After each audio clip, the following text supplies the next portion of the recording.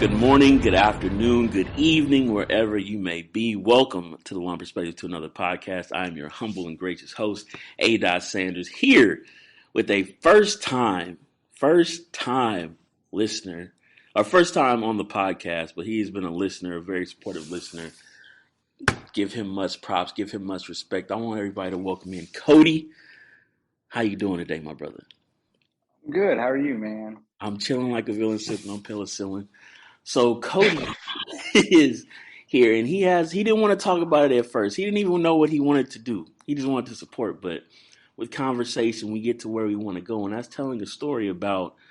I think the most important thing that we as humans come to the realization is that it's always a love story about something, and it's always something that leads you from wherever you are in your situations to where you are now as a human. And Cody has a beautiful reason for that, and I want Cody to tell his story. So without further ado, we just gonna drop right into it and get to it. So Cody, go ahead with your story. All right. So yeah, I at the back end of my high school life, I found myself not wanting and not enjoying things like marijuana, smoking weed. I didn't enjoy that stuff. Gave me a lot of anxiety. Just wasn't something I was into. But you want to fit in. You want to be a part of, the parties, the entertainment, the fun. And I quickly introduced myself to cocaine. And I guess what I didn't realize was how quickly it takes over a life and consumes, your daily thoughts and actions. So I ended up going to rehab at 17 after high school. It kind of hit me in there that I was making mistakes in life, seeing my parents cry, and I was in rehab on my mom's birthday. And I think one thing I didn't even talk to you about, but one thing that kind of set apart a lot was I was 17 in a rehab facility. So when you're in rehab as an adolescent, you're separated from the adults. There's only a certain amount of kids who have drug problems, but you're in a facility with adults that have drug problems, but there's an adolescent unit or ward to it, where those most 90% of the kids in there are suicidal, going through like group homes, stuff like that, like kids that are just trying to kill themselves and in mental situations, and more so like internal battles than drug issues. So during the days I would get split off and go to meet with the adults. Mm-hmm. Like I'd go to the NA Anonymous, AA Anonymous, like the Heroin Anonymous, all those classes, learn about the drugs and what they were doing. And it was great as a kid to see adults that had continued this pattern and what it did do to them now. Like I'm in there at 17 years old, addicted to drugs, but you're seeing somebody who's 40 years old and still battling it. So I think that was really eye-opening. But what else was eye-opening was coming back. And so like after like dark, things like that, you were no longer allowed to be with the adults. They didn't, there was that trust thing where, drug addicted, addicted adults weren't allowed to be allowed like around the adolescents, which makes sense. Yeah. So I'd come back and, the day still wasn't over in terms of the rehab facility stuff. So they'd continue on with like, I'd get transitioned into what they were doing, the rest of the kids that weren't drug addicts. So it would be, classes about suicide and, them talking about their personal stories and stuff like that. And that one kind of hit hard only because you see these kids that are 12, 13, 14 years old that, were telling stories about how they're trying to kill themselves and why they hate their life and stuff. And I think if somebody sitting in there that was, I just had a drug problem because I was dumb and naive and wanted to party and stuff like that, you sit back and you're like, my life's not that bad. Like I'm very fortunate comparatively to what these kids are going through. Yeah. Dude. Go ahead. What's up? No, what's up? I was gonna say, like in those meetings, like do you, or at the time, were you like conscious enough to see like there's like different levels of addiction while being in there and realizing like, hey, like I'm just not saying that you made poor choices, but like my poor choice is at the beginning of what I can see with all the adults and the older people like moving along. Oh, absolutely. Yeah. Cause like during the day when you go to the classes, like, I'll never forget it. The biggest one was Narcotics Anonymous. Mm-hmm. Like every day they had a different subject for the adults that, I wouldn't, me and one other kid would go to. And I think it was like a Wednesday and it was Narcotics Anonymous, where they would bring in guest speakers and stuff like that. I remember because I was sitting in the art class with the kids in the morning. And that's when, when the adults would finish having breakfast, then they'd bring over me and the other kid. And we were in the art class just waiting for the adults to be ready. And they said, okay, hey, the 2-year-old got to go. They're starting class. And I remember I stayed in the art room and I was like, no, the board says Narcotic Anonymous. I don't have a problem with narcotics. And so I tried to play it off and stay in the art class with everybody else and draw pictures, whatever they were doing. And then, they came and got me and like, no, you need to be a part of this. And I was like, I don't understand. I don't have a problem. And they said, no, it's part of the whole entire program for drugs. You have drugs, you're going to all of them. So I ended up sitting through that one. And just what you would see is the adult speakers that were coming were people that were clean, but had been through it for 20, 30 years, the addiction. Mm-hmm. And that one was hard because you do see the stages. You see me who's just starting, you see the adults who are going through rehab now, then you see people who've been through rehab 7, 8 times and are now guest speakers who would share their life stories. Like, holy shit, you keep going down this road and that'll be you. And then you continue along and then that'll be you. And you almost see how it can spiral. Yeah, man, 100%. Excuse me. So from that point on, what took place after you got out, and did that? I don't want to say those examples, but that different mindset of you being in there, what changed being in there to getting out?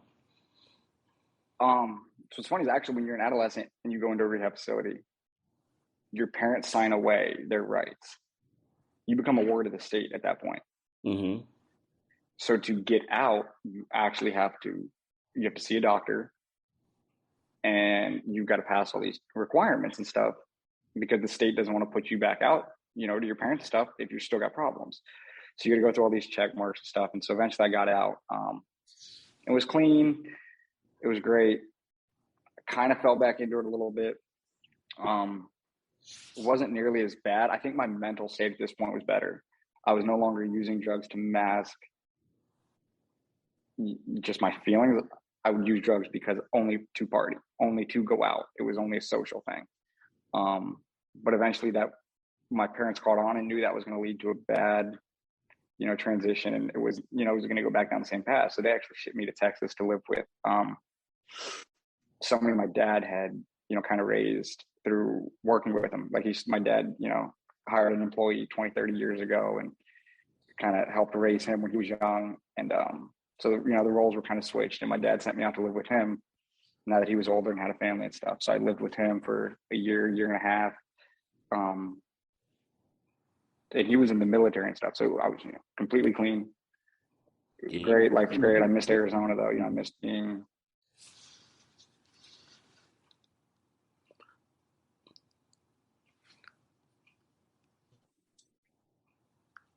You still there?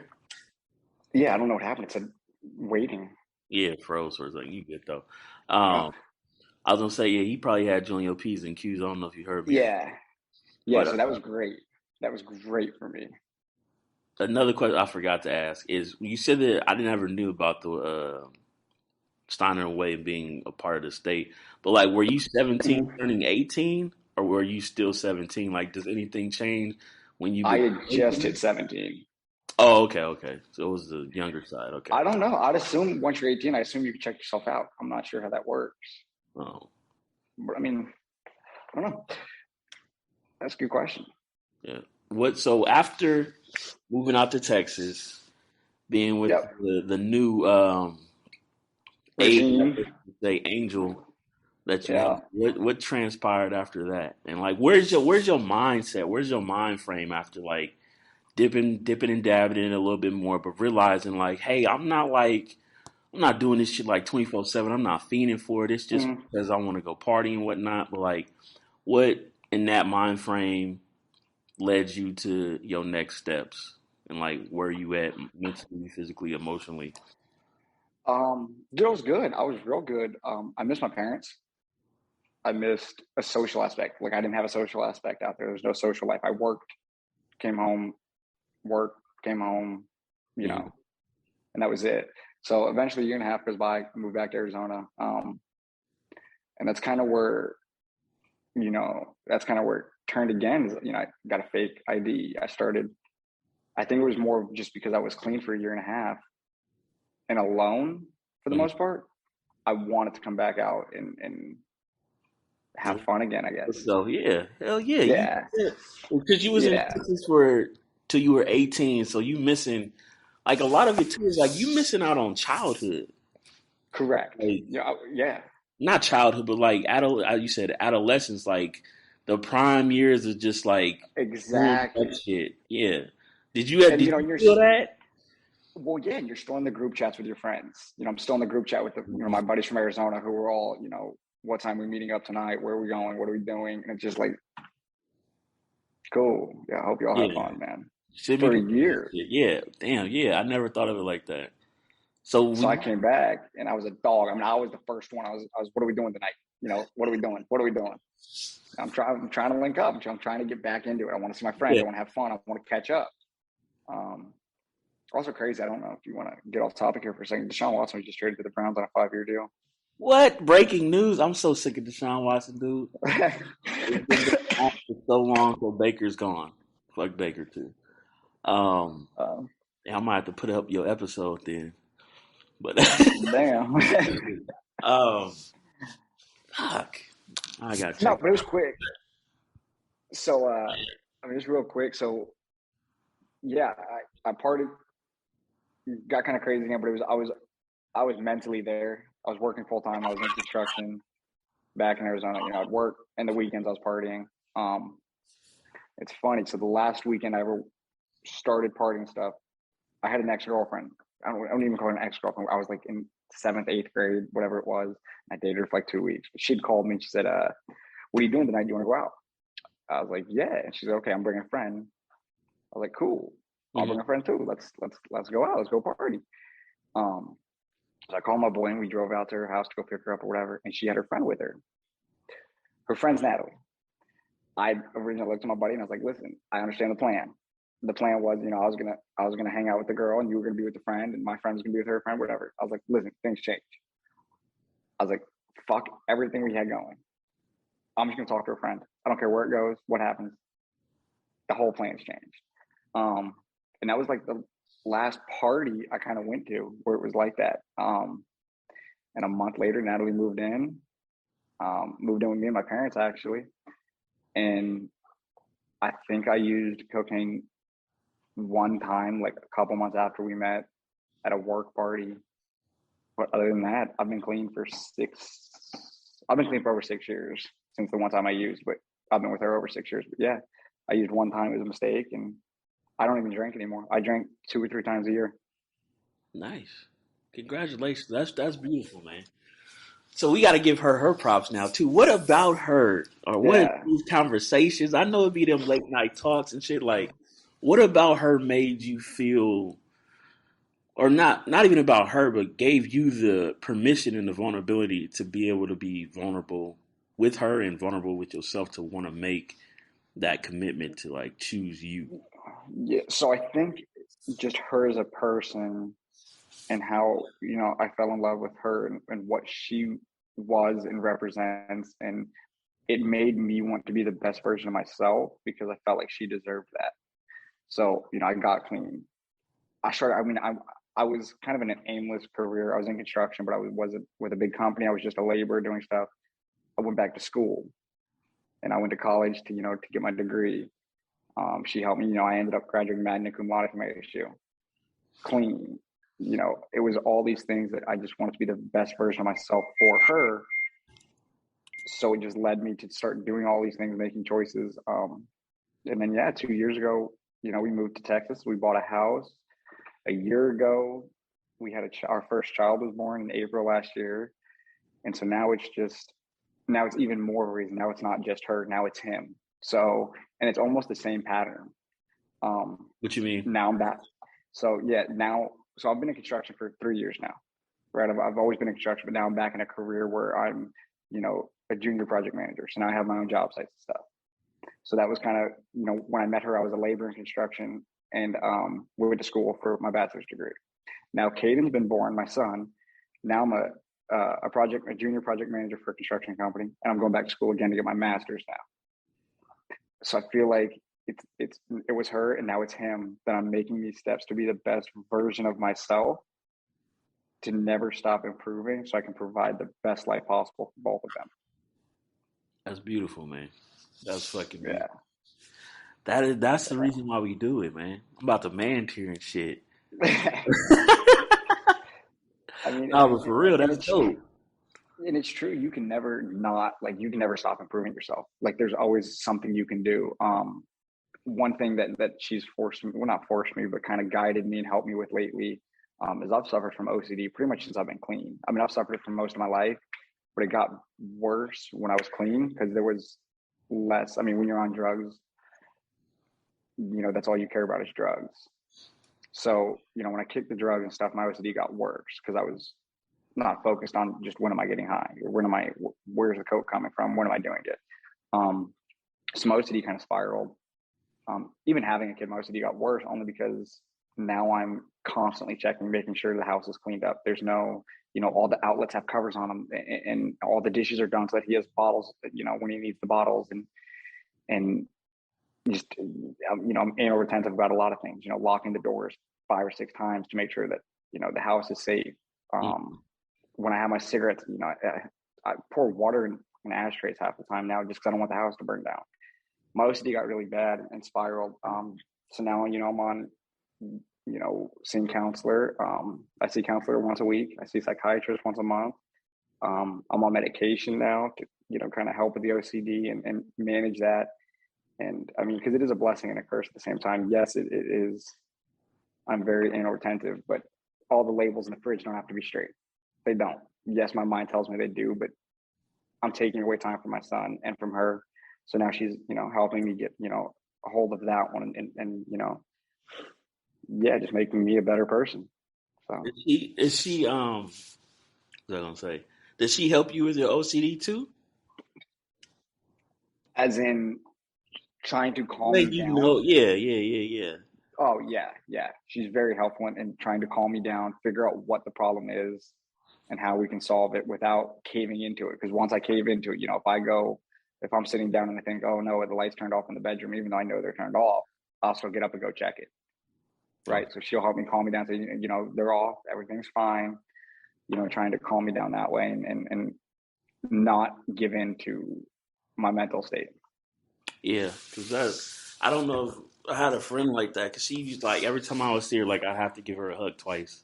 Like you can never just be like one hug. Like Mm-hmm. it was the number thing more than it was like the I guess the physical, not physical. What am I looking Mm-hmm. for to say? Visual. So like I can understand in that sense because it's like sometimes you don't know if it's just like is it a joke or you playing like, but then like getting older and seeing like it really does have a hold on your mind, and it's not something that you're controlling, but it's something that like festers. I guess the best way it got explained to me. Exactly what it is. Yeah. That's what it is. It's like, I mean, it takes me 30 minutes to go to bed Mm, from the time I decide I want to go lay down to actually get in bed. Because, you walk away from the oven, the oven's off, right? I just checked 2 minutes ago. It's almost, you don't trust yourself. So you do mm-hmm. things over and over again. Because I'll sit there and I'll sit in the living room. As I'm walking to the bedroom, I'll be like, I know the oven's off. Stop it. You're only doing it because you don't trust. Like, what is your problem? Like, but eventually it festers so long that it's like, okay, you go back and you check it again. Yes, the oven's off. Of course it's off. I trust myself. I'm not an idiot. Like, And let me ask you this to get. It's a serious question, but it's also a funny question. How the hell do you set up your lineups for fantasy then? bruh, I'm telling you.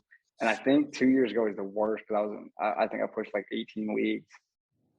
And honestly, it's a pain in the ass. Towards, it tapers off and you start having leagues that you just don't care about anymore because it's not worth your time to check the waivers 20 times to make sure that, somebody's not a free agent. But it is daunting now. Honestly, Tuesday nights are the worst because you just don't want to do it. You're like, oh my God, here we go. Are you still in that many leagues? No, I've cut it way back. I cut it back when Natalie got pregnant. I cut it back, And then I cut it back again this year. I dropped out of a couple dynasty leagues that, I was in for a while that just, I didn't have relationships with the guys. I was just into being, because at the point where, me and Dalton were doing the fantasy stuff, and, we had the company for a while, and we had joined a bunch just to exposure, exposure, exposure. And so now I've cut it back, and I've cut it back again. And now I'm in like 5 or 6, and Nice. I'm comfortable. So I know that's something that gives you peace is fantasy football. Well, like what else gives you Mm. peace to give you freedom and just give you recharge? Like how does Cody like just relax? Because that's a lot to like deal with. You know what I'm saying? Uh, my mind's on fire 24/7. But there's not much, man. Smoking cigarettes is a big one. Like when I go to have a cigarette, it's me by myself for 7 to 10 minutes. Mm-hmm. Nobody bothers me. There's nothing to do, right? Like that's what I have to do is have my cigarette. It's not go and check something. It's be outside in the peace and quiet. My mind shuts itself off for a few minutes. And I know it sounds crazy, but it's just one of those things. I enjoy hunting and fishing, stuff like that. Like now that I live in Texas, I mean, I've been Are you hunting a few a bass times. master? Nah, dude, I'm terrible at fishing, but it's Oh, fun. It's yeah. fun to be out, and I mean, honestly, I've noticed it more like when I'm with my son, bro. Nothing else in the world matters. Like when he's awake and we're playing and stuff, I could care less about anything else. My mind doesn't wander. It's just spending time. What matters is making him laugh. Like it's just that's the only thing that I have to think about. Like, but when he goes to bed and stuff, that's when like when I'm by myself, things fester. But like when I'm with him, that's the only thing that matters right there. And it's just crazy to me how it's working. Yeah, because it's something that you care about that's outside of you. Like that's Yeah, your seed, man. That's your fucking plant. Gotta make sure you do it that's right. That's what's up, though. Is there anything else that like because you can't create. I mean, you can create another human, but like, is there something that brings you joy the way that he does that you had before that you missed or something like just making relationships? people happy, dude. I love making people happy. I make people laugh. I just like when people are happy. So like watching people laugh, and it gives me joy. Making Natalie laugh, being around Natalie, being around my parents, being around my grandmother, my friends, family. Just that brings me joy when people are happy and laughing and everybody's together. Nice. Yeah, that's what it's So, for, man. But did you what made you move back again? so well, a couple things is I took a job working for my dad out here. So it was a career path, and my dad was living out here with a couple of the other guys and would travel back home to see my mom and us and stuff at home.